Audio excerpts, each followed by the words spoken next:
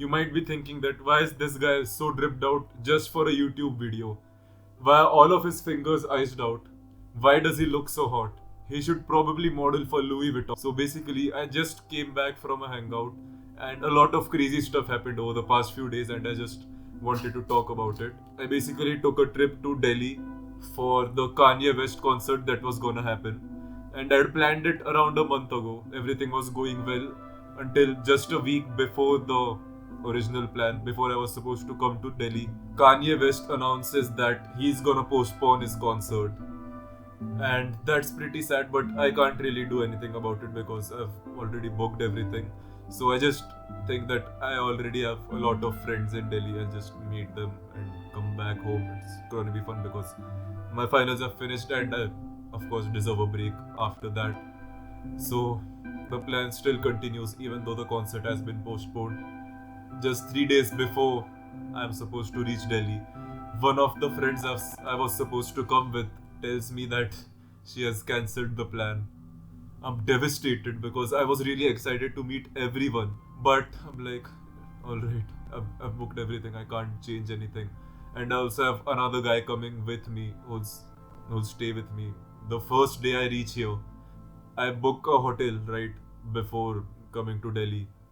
I don't know what the area is, and the moment I land in Delhi and catch an auto, the driver starts telling me that this area is very unsafe and I'll die or something in this area and I should change the location as soon as possible. But I've paid for the hotel already, and the website I booked it on says that I can only refund it 24 hours before I've, I'm supposed to check in, and I've obviously not cleared the deadline, so I'm forced to stay here. And I reach the area I'm supposed to stay in. The guide shows me a small road. I have to take that. I have to walk there because the road is so small that even the rickshaw won't fit there. I walk and there's some pretty crazy stuff that I see on the road. There were a lot of drunk people just laying down, and the area is quite unsafe. The auto driver was right. But mm, fortunately, when I come to my hotel, I realize that there's two roads, right? Um, I took this road, the one right to the hotel, and that was the unsafe road. But when I walk left, it's a pretty short route, and after I take that road, there's a pretty big road ahead. It's the main road. There's a lot of people, and that area is safe. So I'm like 300 meters away from a safe area, so it's not that bad. One thing that is unfortunate is that whenever I book an auto, the guy always drops me towards the unsafe road, and I always have to tell him that I want to take the other road. Can you just move around? And they charge me extra for that, but whatever. I pay 50 rupees or whatever extra, but at least I'm alive, and I hope my life isn't worth 50 rupees. Me and my roommate stay here for a few days. On the first day itself, I trust this guy with the keys to the hotel. He tells me that my pockets are pretty small, it might fall out, whatever. I think that he's just goofing around and it should be fine in his pocket. I trust him with the keys to the hotel. We hang out, the first day is pretty fun, and when we come back, he checks his pockets. There's nothing. Absolutely empty pockets. He just finds his phone. So he loses the key. He had warned me. It's my fault to not take his warning seriously. But we lose the keys to the hotel, to our room, on the first day itself. Now we are outside my door, right? And we are checking every pocket possible. He's telling me that he's lost it. There's no way to get it back. We can't retrace our steps because we have traveled for around 10 kilometers, 20 kilometers, and obviously we are not doing all that. So he tells me to just inform the staff that we have lost the keys and to give us another key. But I'm terrified to go down alone because I don't want to piss him off or anything because it was just our first day and they'll think we are menaces or something, losing our keys on the first day itself. So I tried to convince him to come with me, but he's scared as well. And I'm obviously more socially calibrated than him. right? So after around 30 minutes of convincing each other, I decide to go down alone, and he just stays in outside the door. Um, I tell the staff that we have lost the key. They think that I'm retarded or something because obviously who loses the key on the first day itself? We should have been more careful. But um, they just tell us some stuff that be more careful with this new key and all. They give us a new key. We open the door and the first day is over. Pretty cool. We lost a key and we realized that we are living in a deadly area. So yeah, pretty calm day, right? The second day comes around. The biggest mall of India. We went to the DLF mall to watch this movie, and I'm thinking that if we are going to such a cool mall, I should probably wear my best fit. So I put my best fit on, and none of my friends is a great cameraman. They click terrible pics, and I'm not able to post my fit anywhere, which is tragic. It is worse than dying. But fuck it, we ball. Inside the mall, I'm just walking around. Some people walk up to me and say, "Me and my friends love your style." So that was a pretty cool compliment. Usually, whenever I get complimented, the compliments don't really stick around me. I just forget about them when I'm back home. But this particular compliment really stuck with me. I don't really know why. Probably because it's a new city or something, and I have some mindset attached to my hometown. But whatever. Now the third day comes around, which is today.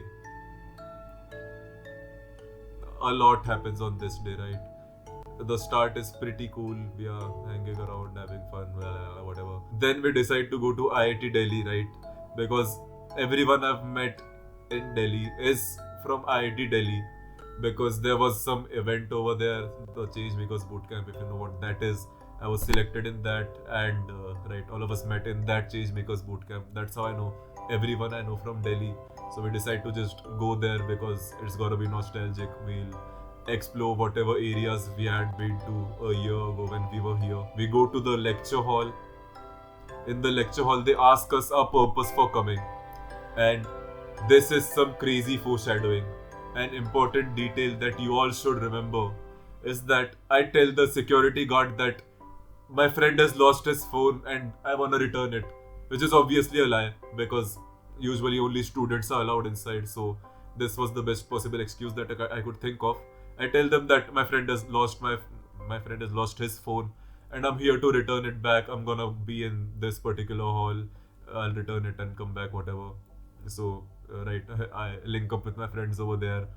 We just hang out. Obviously, no one's lost their phones yet. We decide to go to a photo booth because we wanted to click some memories. It's our not our last day. It was my roommate's last day over here. So we just wanted some memories in the photo booth. We take a rickshaw. We don't book it from Ola, Uber, Rapido, anything. We take a rickshaw randomly from the road. We reach our place. When we are asked to pay for it, we don't use online payment methods. We just give him some cash. And all of this might sound irrelevant for now, but that is until you realize that my roommate, the guy that was with me, he loses his phone. We are inside the photo booth. He's checking his pockets. Nothing. Absolutely empty pockets. Just like the first day when we were trying to find our card. I mean, our room key. So what should we do next? He has lost his phone. It's a pretty expensive phone. It's an iPhone, mind you. Everyone is freaking out. There's 4 of us. The first thing is we obviously retrace our steps back to wherever we were earlier. We find nothing. We check every pocket. Nothing. So the 2 of our friends who were with us were getting late. One of them had to catch a flight. So even both of them are freaking out that this guy has lost his phone. We want to help him, but we also need to reach home as soon as possible. So a person we were with calls her mother. Her mother is pretty chill. She tries to help us. We go to the police station nearby. We check the cameras and everything. We actually find the rickshaw we were leaving, but the cameras are so shitty. We can't track the damn auto rickshaws number because everything's so blurry. We can't see a thing, man. We just see that we are leaving the auto, we are paying by cash, but we can't look at the auto rickshaws number. The police cameras are worse than some damn iPhone cameras, man. I broke my charger. Anyways, right? So just install iPhones or something on your cameras, right? So we can't track the auto. There's no way of us tracking the auto because we didn't book it from Ola, Uber, Rapido, any online website. So we don't have the guy's number. We paid through cash. So if we paid online, we could have just tracked the number where we paid and we could have gotten the phone back. But we paid through what the fuck? We paid through cash. No way to track the guy. We are in the police station for like an hour, and the guy suggests us to go to IIT Delhi just to see if the guy has returned the phone or something. We go back to IIT Delhi, and the guy tells us, no one's returned any phone yet. So they just take our numbers down. They tell us to report the lost and found thing, whatever, on the government website. Now, we open the government website. It's absolute buns. Please don't slime me out for this, but the government website is the worst website I've ever been to. Nothing's really possible to do there. We leave it for now in hopes that we'll get it back soon enough. He leaves for the airport. I drop him nearby because I don't. Delhi is a pretty unsafe city apparently, so I don't want him to die or anything. I drop him off just to ensure that he's safe. I come back to my hotel. My friend calls me. So apparently, IIT Delhi contacted him that a guy has returned an iPhone, which was his phone, right? His exact model. He gets his phone back. He's on his way back to IIT Delhi right now as I'm recording this video. Thankfully, he got his phone back, but we wasted around 3 hours to find his phone. We didn't click any pics on the last day, and we were really excited, all right. But it's fine. Mistakes happen. Thankfully, he found his phone back. His parents were pretty chill about it. The next plan of action for me is I'm thinking that this trip has been pretty shitty to me since the beginning, or even before it started. The show cancelled. My friend cancelled my friend cancelled her trip. Everything's garbage right now, and my roommate has left today, right? This is the first time I'm living totally alone by myself. I'm 18 years old and I've stayed alone in my house when my parents have been to work. I've stayed alone pretty late. My parents come back around 11 pm, 12 am, whatever. And this has been the case since I've been a toddler, so I'm pretty used to it. But this is the first time that I'm totally staying alone. Like, there's no one else with me. Not even at night. I'm gonna sleep alone at night.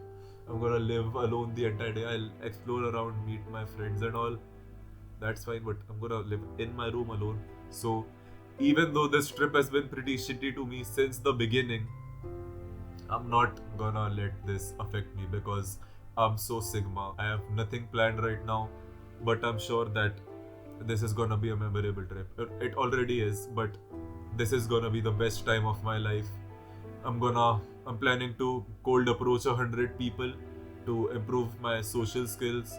Cold approaching is something that I usually do with no efforts actually.